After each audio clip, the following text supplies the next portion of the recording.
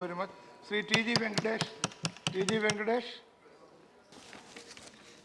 Honorable Deputy Chairman, sir, thank you for giving me this opportunity to speak on such a significant legislation on behalf of Telugu Desam Party.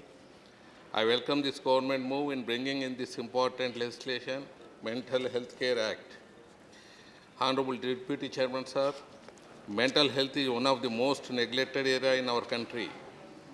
Lifestyle factors such as lack of physical exercise, unhealthy eating habits, inappropriate use of technology, and overworking hours contribute to increased uh, rates of depression, anxiety disorders, suicides, and substance abuse in working professionals.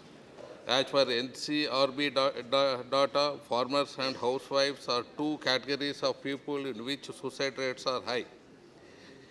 It is disheartening to know that suicide is the second largest cause of death in the year in India.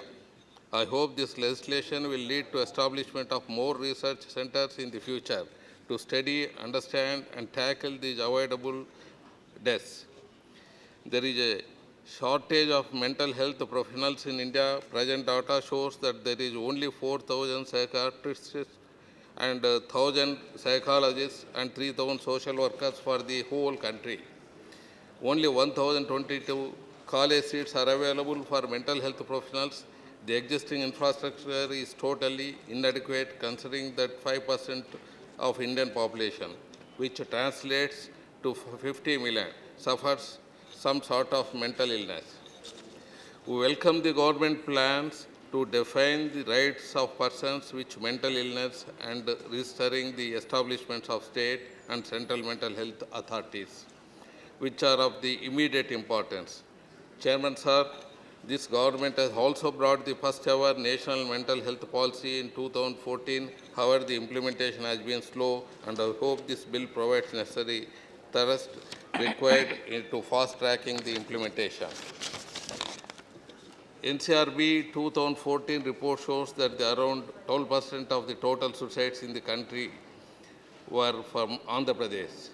Most of them are farmers and students. I would request the Honorable Minister to take necessary steps to take forward both implementation of the bill and mental health policy by allocating more budget in the next financial year.